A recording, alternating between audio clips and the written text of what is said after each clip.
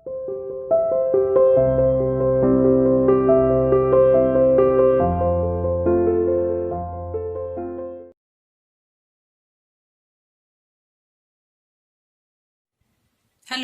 Good morning बच्चों।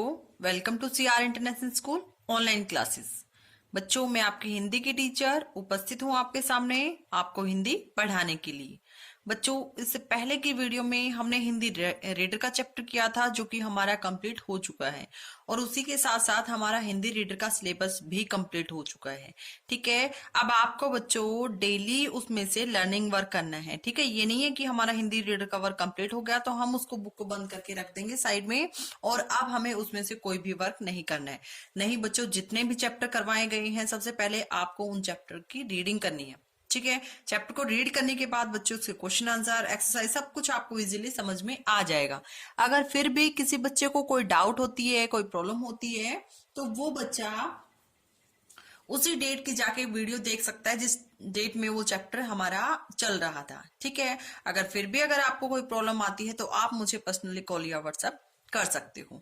ठीक है बच्चों, आज हम हिंदी ग्रामर का वर्क करने वाले हैं और हिंदी ग्रामर में हम चैप्टर 10 करने वाले हैं जिसका नाम है समानार्थी शब्द। ठीक है, जिसे इंग्लिश में सिनोनियम्स बोलते हैं। और समानार्थी को का दूसरा एक नाम है बच्चों पर्यायवाची शब्द, यानी समानार्थी की जगह आपको पर्यायवाची शब्द भी दिया जा सकता है। ठीक है, क्वेश्चन आपसे ये भी पूछा जा सकता है कि समानार्थी शब्द किसे कहते हैं, और क्वेश्चन आपसे ये भी पूछा जा सकता है कि पर्यायवाची शब्द किसे कहते हैं।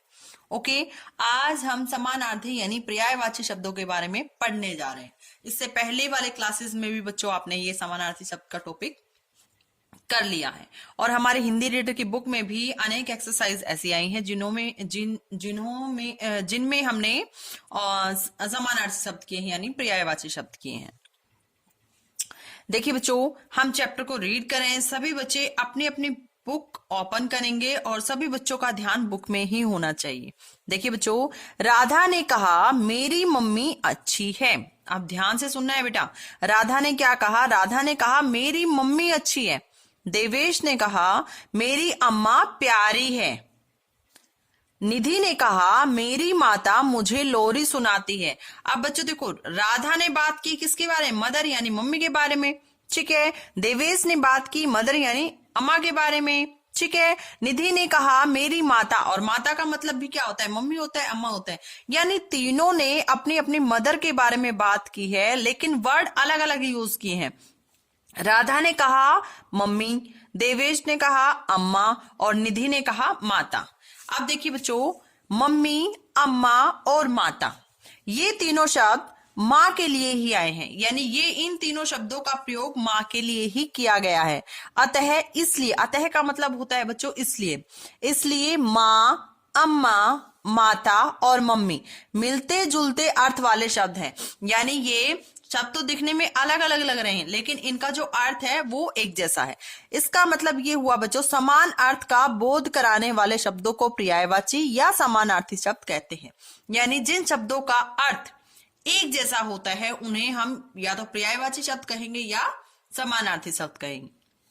ठीक है, ये दोनों एक ही चीज है बच्चों। आपको पर्यायवाची शब्द भी पूछा जा सकता है और आपको समानार्थी शब्द भी पूछा जा सकता है। इसको आपको अपने माइंड में सेट रखना है कि पर्यायवाची शब्द और समानार्थी का मतलब दोनों का एक ही होता है। ठीक है, अब ऊपर की जो हमने सेंटेंस पढ़े हैं उसमें हमने पता किया कि देखो, राधा ने अपनी मम्मा के लिए, मदर के लिए किसका यूज किया? मम्मी का। देवेश ने अम्मा का, निधि ने माता का। तो अम्मी, अम्मा, माता, माँ, ये सब माँ के ही पर्यायवाची शब्द हैं, इन्हें हम पर्यायवाची शब्द कहते हैं। ठीक है, और इसकी डेफिनेशन अब हमारी क्या बनेगी बच्चों? समान अर्थ यानी एक जैसे अर्थ बताने वाले शब्दों को पर्यायवाची शब्द कहते हैं। ठीक है, नीचे देखिए, नीचे समानार्थी, समानार्थी का मतलब पर्यायवाची, नीचे समानार्थी शब्दों के कुछ उदाहरण दिए गए हैं। अग्नि, अग्नि का पर्यायवाची शब्द क्या होता है बच्चों? आग, अनल, पावक। आंख, आंख का पर्यायवाची शब्द क्या होगा? नेत्र, नयन, लोचन।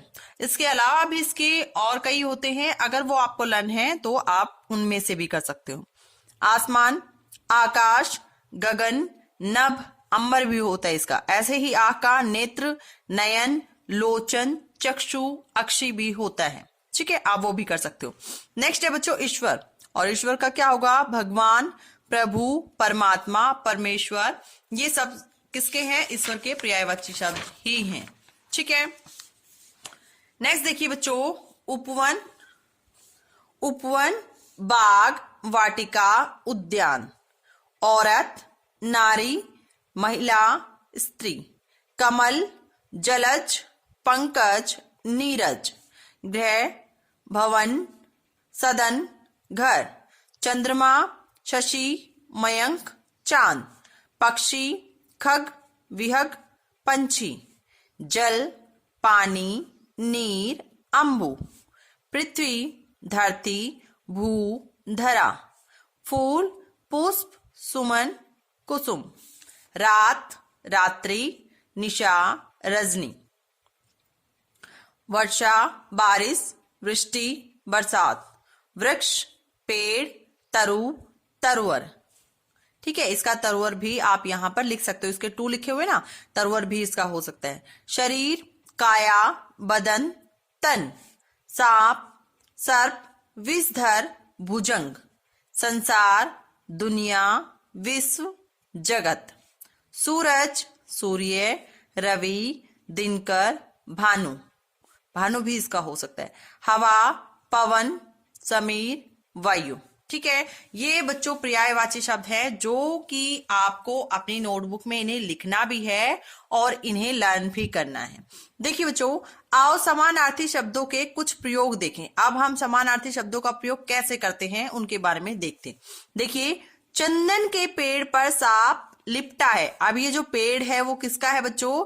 चंदन का, और चंदन के पेड़ पर सांप लिपटा है। अब इसी वाक्य को हम पर्यायवाची शब्दों का यूज करके इसी को दोबारा देखेंगे। देखिए, चंदन के, अब पेड़ का पर्यायवाची शब्द हमने क्या लिखा? वृक्ष। चंदन के वृक्ष पर सांप का पर्यायवाची शब्द हमने क्या लिखा? सर्प। चंदन के वृक्ष पर सांप लिपटा है। ठीक है, वाक्य हमारा चेंज हो गया, और किसके साथ चेंज कर दिया हमने? पर्यायवाची शब्दों के साथ हमने इसको बदल दिया। देखिए, और मतलब वही है बच्चों, इसका भी मतलब वही है कि चंदन के पेड़ पर सांप लिपटा हुआ है, और इसका भी वही मतलब है, सिर्फ पर्यायवाची शब्दों का यूज किया गया है। ठीक है, नेक्स्ट है बच्चों, लड़का अपने बदन पर पानी डालकर नहा रहा है। अब इस वाक्य को हम पर्यायवाची शब्दों के यूज से इसको दोबारा करते हैं। देखिए बच्चों, लड़का अपने, अब बदन का पर्यायवाची शब्द हमने क्या लिख दिया यहाँ पे? तन। ठीक है, लड़का अपने तन पर, पानी का पर्यायवाची शब्द हमने क्या लिखा? जल।